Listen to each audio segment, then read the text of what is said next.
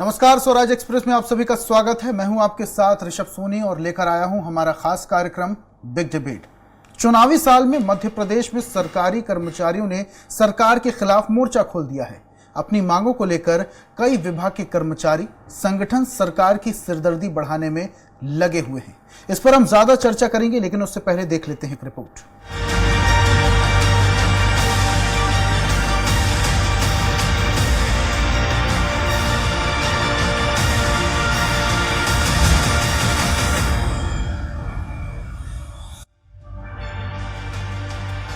चुनावी साल में मध्य प्रदेश में सरकारी कर्मचारियों ने सरकार के खिलाफ मोर्चा खोल दिया है। अपनी मांगों को लेकर कई विभाग के कर्मचारी संगठन सरकार की सिरदर्दी बढ़ाने में लगे हुए हैं, जिस पर पूर्व सीएम और पीसीसी चीफ कमलनाथ ने ट्वीट कर सरकार पर जमकर निशाना साधा। कमलनाथ ने लिखा, मध्य प्रदेश में मुख्यमंत्री शिवराज सिंह चौहान तमाशेबाजी में व्यस्त हैं और पूरा प्रदेश हड़तालों का प्रदेश बनता जा रहा है। शिक्षकों और कर्मचारियों की हड़ताल के कारण प्रदेश की प्रमुख यूनिवर्सिटियों में परीक्षाएं स्थगित करनी पड़ गई हैं। ये लाखों छात्रों के भविष्य के लिए शुभ संकेत नहीं है। प्रदेश में संविदा कर्मचारी, सरकारी कर्मचारी, अधिकारी, शिक्षक, चिकित्सक, नर्स और जो भी विभाग है, उन सब में आए दिन हड़तालें हो रही हैं। इन हड़तालों का मुख्य कारण शिवराज सरकार का कुशासन और कर्मचारी विरोधी रवैया है। पहले अधिकारी कर्मचारियों से झूठे वादे कर देना और बाद में उनसे मुकर जाना शिवराज सरकार का नेचर और सिग्नेचर बन गया है। इस बदनीयत के कारण खरीद फरोख्त की सरकार को जनता अब स्ट्रेचर पर लाने वाली है। वहीं कमलनाथ के तीखे प्रहार पर बीजेपी की ओर से प्रदेश प्रवक्ता हितेश वाजपेयी ने पलटवार करते हुए कहा कि कांग्रेस दूसरों को उपदेश देने के पहले अपने गिरेबान में झांक कर देखे। झूठे वादे करना कांग्रेस की फितरत रही है। कांग्रेस फूट डालने की राजनीति करती है। संविदा कर्मचारियों से झूठा वादा कांग्रेस ने किया था। कमलनाथ गलतफहमी में जी रहे हैं। उन्हें कांग्रेस सरकार का दौर याद कर लेना चाहिए, जब अलग अलग विभाग के कर्मचारी आए दिन हड़ताल पर रहते थे। हम सबको साथ में लेकर चल रहे हैं। मध्य प्रदेश कर्मचारियों की जो भी मांग है उसे पूरी की जा रही है।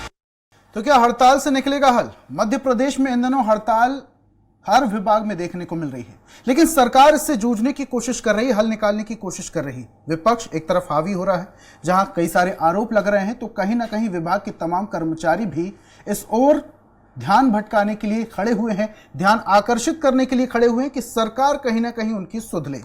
इस पर हम ज्यादा चर्चा करेंगे और चर्चा के लिए हमारे साथ मौजूद हैं घनश्याम पनोरिया जी, कैबिनेट मंत्री दर्जा प्राप्त। अब्बास हफीज जी हमारे साथ स्टूडियो में मौजूद हैं, उपाध्यक्ष मीडिया विभाग कांग्रेस से हैं। रंजन श्रीवास्तव वरिष्ठ पत्रकार हमारे साथ जुड़ेंगे।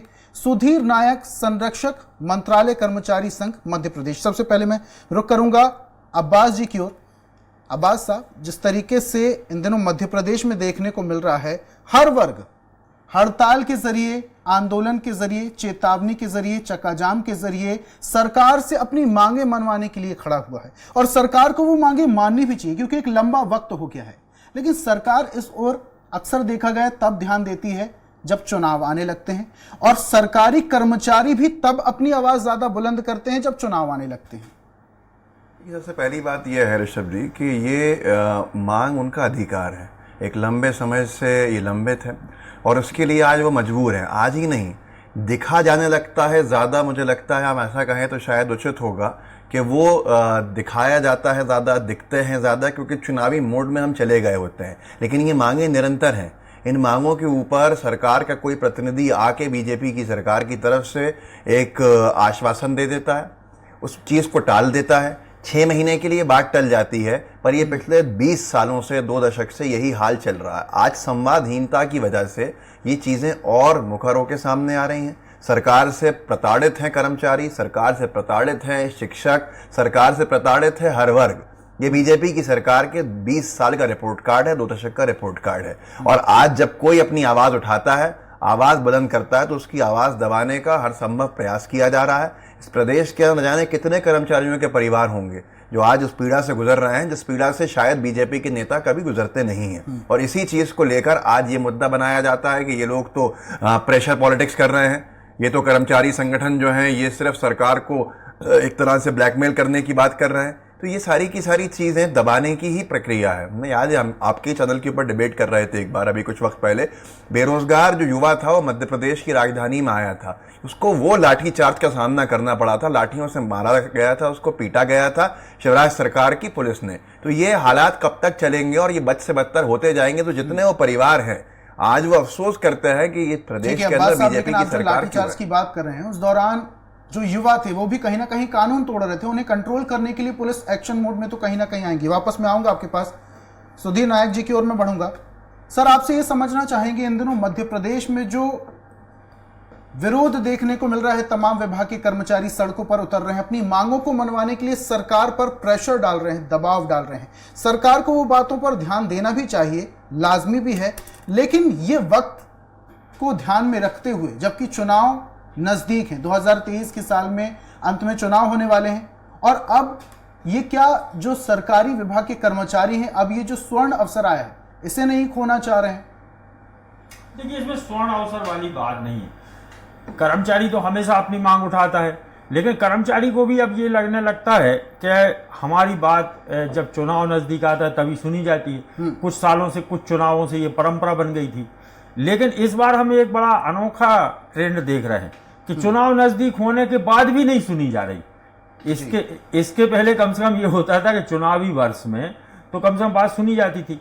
आज की स्थिति में सरकार और कर्मचारियों के बीच के जो मामले हैं उनको तय करने के लिए 4 वैधानिक संस्थाएं हैं, लेकिन चारों वैधानिक संस्थाएं कोई काम नहीं कर रही हैं, इसलिए कर्मचारियों को आंदोलन का रुख करना पड़ रहा है। देखिए, समस्या का समाधान हमेशा वार्ता से निकलता है, बिल्कुल, और हड़ताल और आंदोलन भी इसीलिए ही किए जाते हैं कि हमसे वार्ता कर लो। माने उसके पीछे हर कर्मचारी संगठन का जो उद्देश्य होता है वो सिर्फ ये होता है कि वो नारेबाजी करके, धरना दे करके, हड़ताल करके ये शासन से कहते हैं कि साहब हमारी बात सुन लीजिए। और अगर वो बात बगैर आंदोलन के ही सुन ली जाए और या कोई ऐसी संस्था निरंतर काम करती है कि निरंतर सुनती है, तो शायद इतना भयावह रूप, इतना व्यापक रूप नहीं आ पाएगा। तो मैं जैसे बता रहा हूं आपको कि 4 वैधानिक संस्थाएं, एक परामर्शदात्री समिति की बैठकें होना जरूरी है, ये खुद शासन का नियम है। माने तहसील स्तर से लेकर के राज्य मंत्रालय के स्तर तक परामर्शदात्री समितियों की एक सुनिश्चित नेटवर्क बना हुआ, लेकिन वो कभी नहीं होती। मंत्रालय में 2012 से नहीं हुई। मैं उस अंतिम बैठक में मैं स्वयं उपस्थित था, 2012 के बाद से मंत्रालय में ही बैठक नहीं हुई। तो ये परामर्शदात्री समितियों की बैठकों से बहुत सारे हल निकल सकते थे, वो नहीं हो रहे हैं। राज्य की मुकदमा नीति जब बनाई गई थी तो उसमें यह प्रावधान किया गया था कि हर कार्यालय में एक आंतरिक परिवाद समिति गठित होगी जो कर्मचारियों के परिवाद सुनेगी। तो पूरे मध्य प्रदेश में वो समितियां गठित ही नहीं हुई हैं, और जहां गठित हुई हैं उनकी कोई बैठकें होती नहीं। मंत्रालय में भी वो निष्क्रिय पड़ी हुई है। ये 2 वैधानिक संस्थाएं हो गई। तीसरी वैधानिक संस्था है, इस समय सरकार ने कर्मचारी आयोग बना रखा है और उसका दिसंबर तक उसका टाइम पीरियड भी एक्सटेंड कर दिया। पर आपको सुनकर के बड़ी बात अजीब लगेगी कि उसका नाम कर्मचारी आयोग है, लेकिन उसने कर्मचारी संगठनों से वार्ता ही नहीं की। उनने पहला नियम यही बनाया कि हम किसी संगठन से बात नहीं करेंगे। माने जिनके लिए वो आयोग बना है उसी से वो आयोग बात नहीं कर रहा। वो कह रहा सरकार के द्वारा जो चीजें हमें भेजी जाएंगी हम तो उन पर विचार करेंगे। और चौथी एक ठीक है, लेकिन सुधीर जी, आपसे ये भी समझना चाहेंगे, सभी वर्गों को, सभी कर्मचारियों को संतुष्ट भी तो नहीं किया जा सकता। ऐसा नहीं कि सरकार बिल्कुल भी काम नहीं कर रही। और उसके बाद सीधा मैं रुख करूंगा घनश्याम जी का। घनश्याम जी, इन दिनों देखने को मिल रहा है मध्य प्रदेश में तमाम विभागों के कर्मचारी सड़कों पर हैं, लामबंद हो गए, हड़तालें चल रही हैं, तमाम तरीके की रिपोर्ट्स बता रहा हूं मैं। मई 2023 की अगर मैं बात करूं तो सरकारी डॉक्टर भी हड़ताल पर चले गए थे, बहुत ज्यादा उस समय भी दिक्कत हुई थी मरीजों को और उनके परिजनों को। मार्च की मैं बात करूं, तहसीलदार भी हड़ताल पर चले गए थे।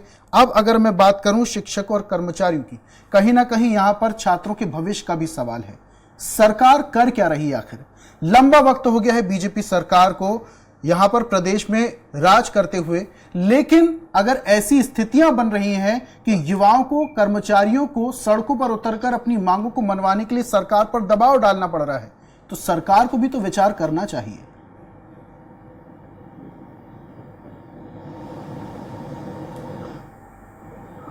घनश्याम जी, मेरी आवाज आप तक पहुंच पा रही है?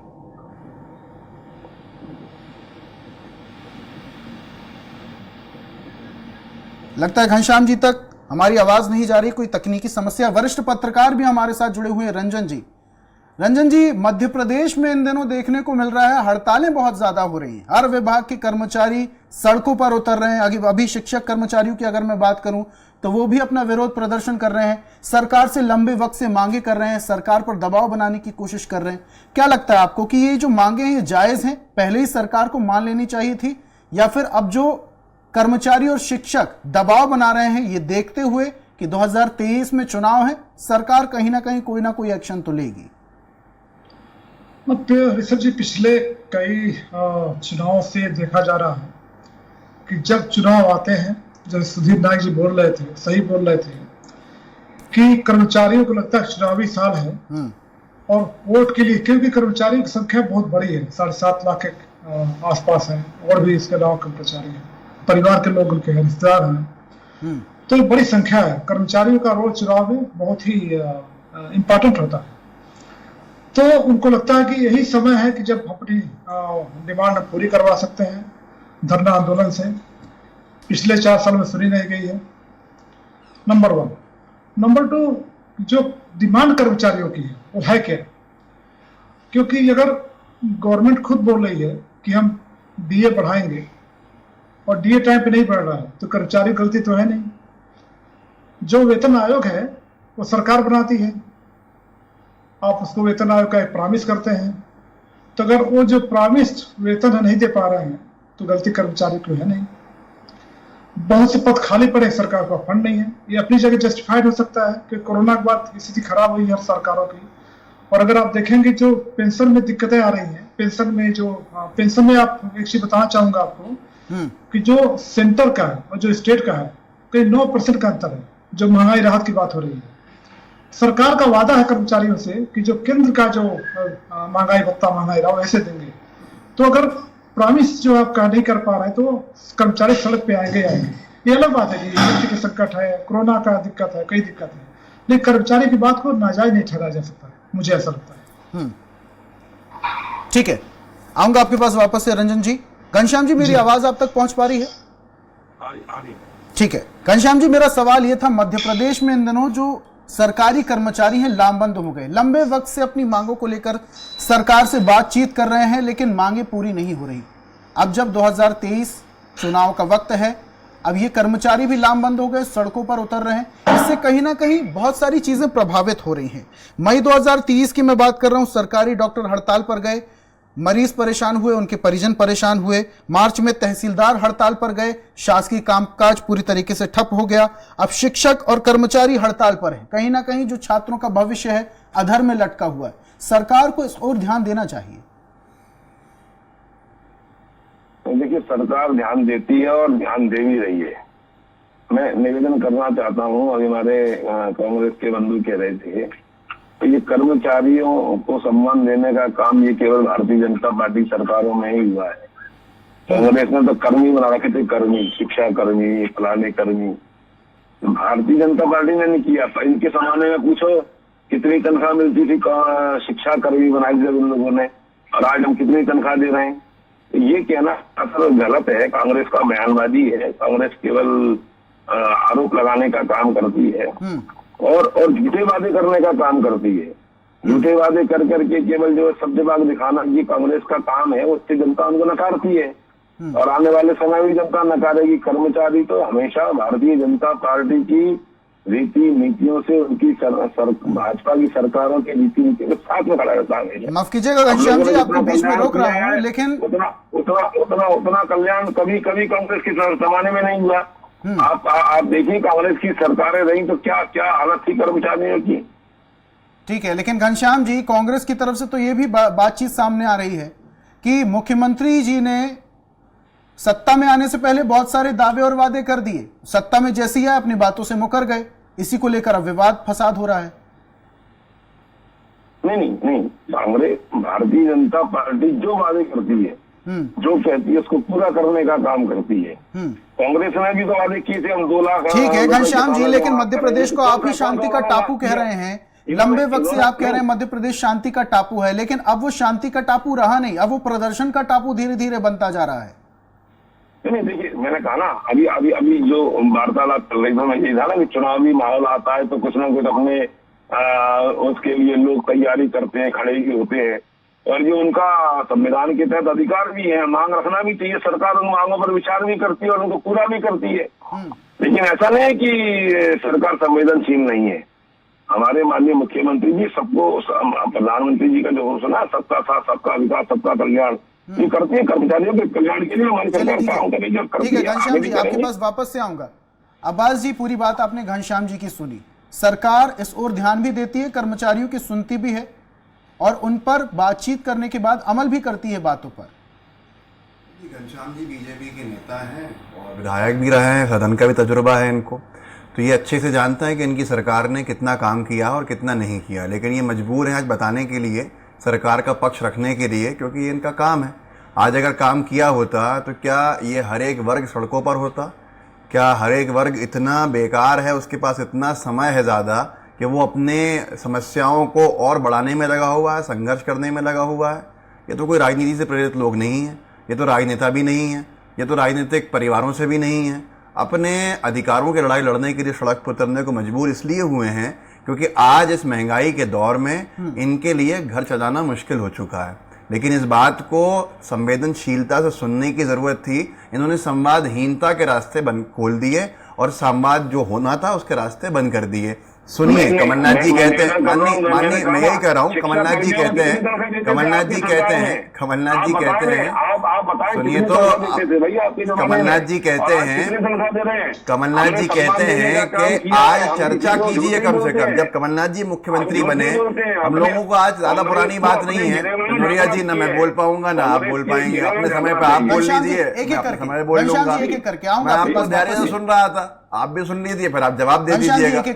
कमलनाथ जी कहते हैं, और कमलनाथ जी ने इसको करके भी दिखाया था, कम से कम सुनो, उनकी पीड़ा को सुनो, उनकी पीड़ा के समाधान के रास्ते निकालने की कोशिश करो। ये सुनेंगे नहीं तो वो अपनी पीड़ा सुनाएंगे कहाँ पर और उनके रास्ते कहाँ से निकलेंगे? तो ये इतने बड़ी संख्या का जो कर्मचारी संगठनों के कर्मचारियों के परिवार हैं, वो आज उस पीड़ा से गुजर रहे हैं। हमने ओल्ड पेंशन स्कीम का वादा किया है इनसे, और ओल्ड पेंशन स्कीम तक लागू करने की बात सुनने को तैयार नहीं है। ठीक है, लेकिन अब्बास साहब, बहुत सारे ऐसे वादे हैं जब कांग्रेस पार्टी की सरकार थी तब कर्मचारियों से किए गए थे। अब कांग्रेस की सरकार तो रही नहीं, अब उन वादों को पूरा करने के लिए शिवराज सरकार बाध्य होगी क्या? बाध्य सरकार होती है, सरकार होती है, राजनीतिक दल नहीं होता है सरकार होती है। हम आएंगे, हमें 15 महीने का अल्प समय मिला, 11 महीने में उसमें काम का समय मिला, हमने बहुत सारे परिवर्तन लाने के प्रयास किए और जो परिवर्तन का समय था उस समय सरकार गिर गई। अब आएंगे सरकार फिर, लेकिन आज सबसे पहला हमने वादा किया था ओल्ड पेंशन स्कीम का। राजस्थान में सरकार पूर्णकालिक सरकार, पूरे समय की सरकार मिली, हमने राजस्थान में इसको लागू कर दिया।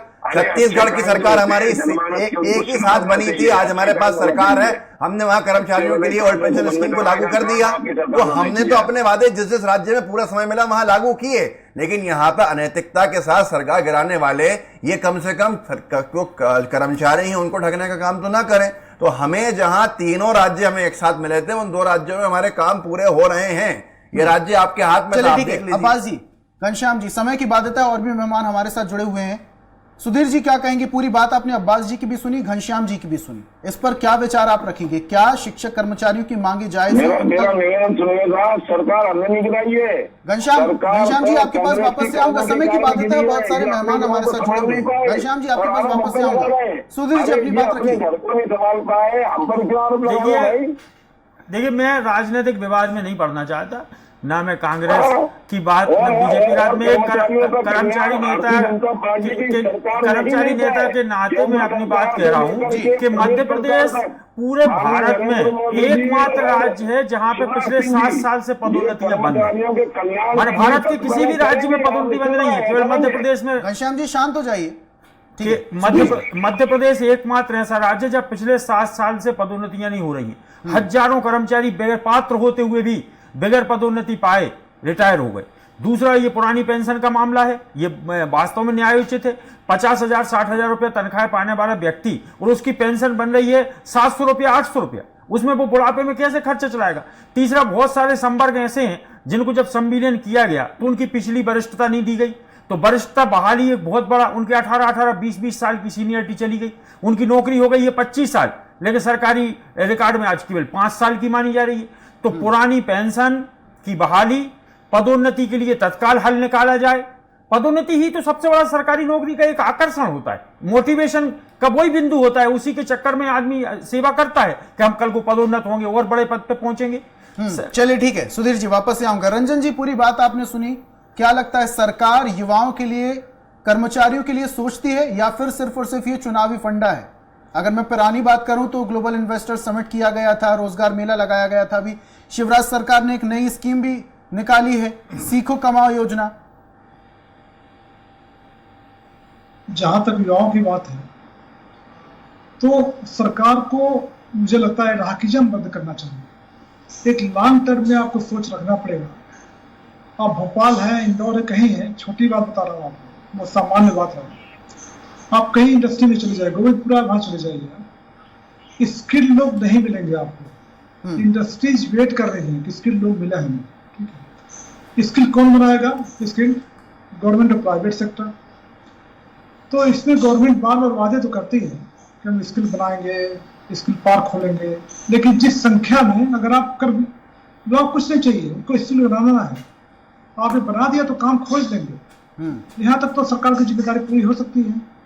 सरकारी नौकरियां नहीं है, बहुत से पद खाली पड़े हैं, तो मुझे लगता है चाहे कर्मचारियों का मामला हो, वेतन हो, पेंशन हो, कोई भी हो, या युवाओं के रोजगार का मामला हो, ये राहकीजम बंद करना पड़ेगा। आपको लॉन्ग टर्म में सोचना पड़ेगा और हर रोज सोचना पड़ेगा। अगर चुनाव में आंदोलन होगा फिर आप सोचेंगे, फिर 5 साल बाद दोबारा सोचेंगे। तो सरकार को अभी से चुनाव की बात है, कर्मचारी की इसको बहुत गंभीरता सोचना पड़ेगा और लॉन्ग टर्म में सोचना पड़ेगा। ठीक है रंजन जी, वो तो देखने वाली बात है कि सरकार इस पूरे मामले को किस तरीके से देखती है। बहुत बहुत शुक्रिया हमारे साथ जुड़ने के लिए घनश्याम पेरोरिया जी, अब्बास हफीज जी हमारे साथ जुड़े हुए थे, सुधीर नायक जी हमारे साथ जुड़े हुए थे और रंजन जी हमारे साथ जुड़े हुए थे। चारों मेहमानों का हमारे साथ जुड़ने के लिए और अपने तर्क रखने के लिए बहुत बहुत शुक्रिया। और आज हम बात कर रहे थे हड़ताल का निकलेगा हल। अब देखने वाली बात है कि जो हड़तालों का माहौल बनाया जा रहा है या हड़तालें हो रही हैं, सरकार इसको कितनी गंभीरता से लेती है और इसका असर आगामी विधानसभा चुनाव में कितना पड़ता है, ये देखने वाली बात होगी। एक नए विषय के साथ, एक नई चर्चा के साथ कल फिर हाजिर होंगे। तब तक के लिए मुझे दीजिए इजाजत और आप देखते रहिए स्वराज एक्सप्रेस। नमस्कार।